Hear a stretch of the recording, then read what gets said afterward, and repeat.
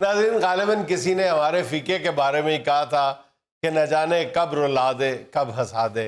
आइए चलते हैं फीके की तरफ।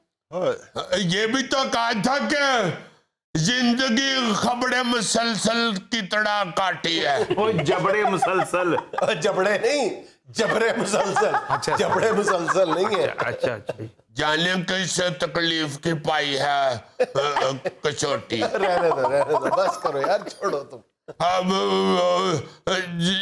जिंदगी इस तरह की हुई है।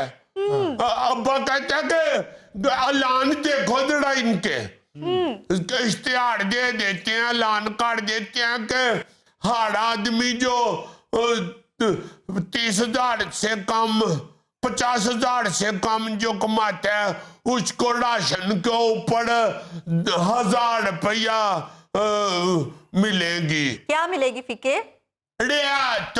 अच्छा, तो 1,000 रुपया रियायत मिलेगी। तो कहते हाजी साहब कहते हैं वो पहले मैसेज करो, तो फिर मैसेज आएगा तो फिर रियायत मिलेगी। अब्बा कहते हैं फोन में बड़ी मुश्किल सुनना ते मैसेज मैं किनू कर दिया। मुझे क्या पता है किस तरह मैसेज करके रियायत लेनी है। तो 1,000 रुपये की रियायत की होती है। कोई आसान तरीका बनाए, अगर गरीब बंदे को फायदा देना है तो उसको डायरेक्ट फायदा मिल जाए। लेने लग लग के तो बेचारे उधर जाके तो मैसेज करके तो फिर रियायत ले महीने 1,000 रुपये की राशन दे उते। वो तो जो पानसार है दुकान वाला वो हमें वैसे रियायत कर देता है। वो मेरे अब्बू को कहता है कि पा तू फिक्र न करिया कर, जितने दा मैं मंडी से सौदा लाता हूँ ना मैं आपको उतने का ही दे देता हूँ। ये मल्ला मीरा दा वो कहता है मैं हाजी साहब को नहीं बड़े पैसे कमा लेना। कम से कम गवर्नमेंट को आधो हाथ तो रियायत देनी चाहिए ना सर। 1,000 रुपया देते हैं महीने की रियायत। तो बंदा किसको जाके सुनाए अपनी दास्तान रियायत। ये दास्तान सुनने के लिए बैठे हैं, ये उसी मुतल्लिका शोबे के अफसर हैं। ये नीले कोट पैंट वाले ये अफसर है, ये वाले अफसर है। ये जो इधर को बैठे यार यही जिन्होंने नीली टोपी नीला कोट नीली पैंट पहनी हुई है, ये वाले अफसर यही। जी ये कल ही आए पहाड़ों से, हुस्न पहाड़ों का। ये उधर पहाड़ी शहद उतारते हैं। यार नहीं, बर्फ बताते हैं इतनी इतनी पड़ी है आज, इतनी इतनी पड़ी है। अफसर है ये, अफसर है। तो और तमीज से बात करनी है वरना मैं डिसमिस कर सकता हूँ तुम। किधर से जिधर भी लगे होगे तुम। किधर लग गए उधर? तुम फैक्ट्री में काम नहीं करते? तुम भी लगे हुए, अफसर लगे हुए हो। मैं तो ऑफिसर हूँ उधर। तुम जब अफसर लगते हो तो तुम्हारा हाथ नहीं निकलता। हंसी वाली क्या बात इसमें है? तो फिर हमारा क्यों हाथ निकल रहा है? तुम तो ठहरे गरीब आदमी छोटी छोटी बातों में हंस पड़ते हो। तो रियायत क्यों नहीं फिर मिलती ज्यादा अफसर साहब? मिलेगी ना। आप भी रियायत लेते हैं? नहीं मैं तो ऑफिसर हूँ। आपकी तनख्वाह 50,000 से ऊपर है। मैं रियायत देता हूँ, लेता नहीं हूँ मैं। तो आप खिलायत लेते हैं? और नहीं मैं खिलायत नहीं लेता, मैं फतराना देता हूँ। कभी कोई ऑफिस में ले आए तो ले लेता हूँ। बिल्कुल।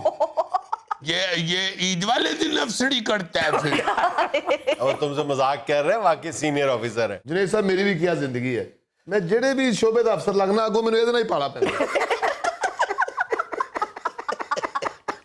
मुझे भी जिंदगी च कोई अफसर टक्कर जाए वाला जदों ना गया हुई अफसर हुंदा है, हुई अफसर हुंदा है, हुई अफसर हुंदा है ते किसी भी दफ्तर दा अफसर नहीं लगदा। ठीक है, तुसी एक दूसरे वास्ते पैदा होए। लो ये जो अफसर होते हैं इनको कौन ना फिर कानून बनाए फिर।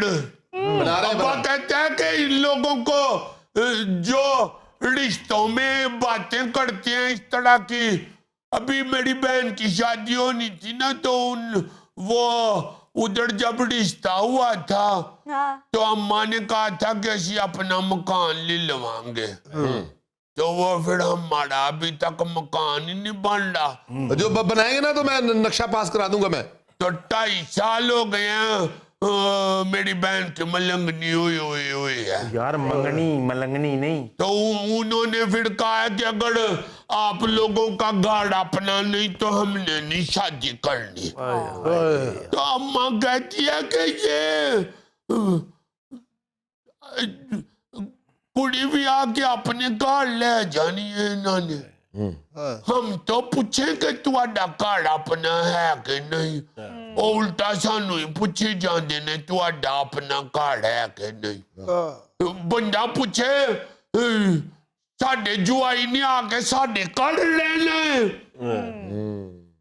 वो तो भी आके ले जाते हैं तियों को बहनों को। तो फिर साथ कहने ने तुहाडा मकान क्यों नहीं। तो इतनी मुश्किल से शादी के पैसे इकट्ठे होते हैं कि मकान के पैसे इकट्ठे करें अब। तो पहले ही उसकी इतनी उम्र हो गई है, तो फिर आके बातें करते हैं कि लड़की बड़ी हो गई है, तो फिर साथ कहते हैं कि पहले अपना मकान बनाओ। तो मकान इतनी जल्दी बनते हैं कोई, वो तो फिर बंदा आप बुढ़ा हो जाता है मकान बनाते बनाते, तो कुड़ी ने तो फिर आप ही बुढ़िया होना। ठीक है, अगर आपके पास ईंटें सरिया सीमेंट है तो आप मुझे बताएं, मेरा ठेकेदार वाकफ है, उससे बनवा देता हूँ आपका घर। असे मटे छड़ियाड़े ते बजड़ी होवे ते फिर तेनू जरूर कहना है। तेनू खोल के गेड़ा खजिए तू खा जावे साला। पता अब ईंटें कितनी महंगी हो गई हुई है। अच्छा जी। अब आंदे उनते कुत्ते नु मारने वास्ते ईंट नहीं लभदी। 15,000 दी हो गई है। 1000 ईंट 500,000 1000 वाली बहुत महंगा हो गया। अब ਉਹ ਫੀਕੇ ਤੁਸੀਂ ਮਕਾਨ ਬਣਾ ਵੀ ਲਿਆ ਨਾ, ਤੂੰ ਤੇ ਵਿਹੜੇ 'ਚ ਦਰਖਤ ਥੱਲੇ ਸੌਣਾ ਹੈ। तो अपने घर में तो होएगा ना। हाँ ये तो है।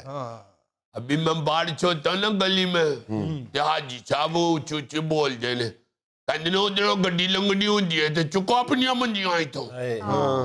हाँ हम फिर हम उधर नहीं, फिर हम सोते ना, हम सर्दी होती है ना जब, उस वक्त हम अपने साड़े काट के कमरे में सो जाते हैं। तो जब गर्मी होती है तो फिर हम सैंडविच सो जाते हैं। ते नाल वालियों की भी दीवार छोटी है, तो फिर मेरी बहन और मेरी अम्मी कमरे में सो जाती है, तो हम मैं और अब्बा बाहर सो जाती है। तो फिर हमें नींद आ जाती। तो जब हम बेड़े में सोते हैं ना, तो उधर चाचा अफजाल जाला बख्शे फोत हो गए हैं। वो गाना ऊंची ऊंची आवाज में गाना गाते थे ना। अच्छा अच्छा अच्छा। हम मुफ्त चीज सुन लेते थे। तो फिर हम सो जाते थे, मैं भी थे अब्बा। हम सुबह सुबह उठ जाते हैं ना, फिर काम पे जाना होता है। वो हाजी साहब जी जी बेगम साहबा ने ना चाची, उन्होंने मैनू दिता है। कहते ने फीके पा लिया कर, तेन ठंड नहीं लगेगी। उन्होंने चाची और ने मुझे पुत्तड़ बनाया हुआ है। वो कहती है मेरा पुत्तड़ है, मैंने सारे सौदे ले आके देंदा है। तो वो गरम स्वेटर भी और उन्होंने मुझे जड़ाबे भी दी हैं 2 जोड़े। तो मैनू उन्होंने स्वेटर दे दिते ने, ते हाजी साहब नू ठंड लग गई।